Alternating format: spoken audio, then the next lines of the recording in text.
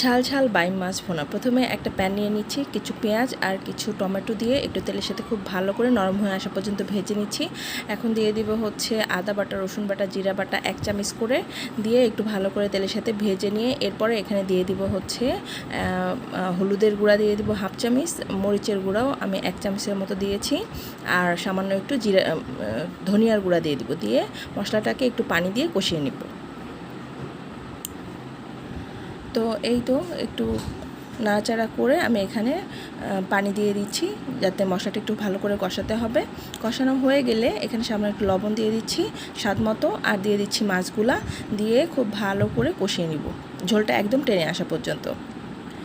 তো কষানো হয়ে গেছে, এখন আমি গ্রেভির জন্য পানি দিয়ে দিচ্ছি।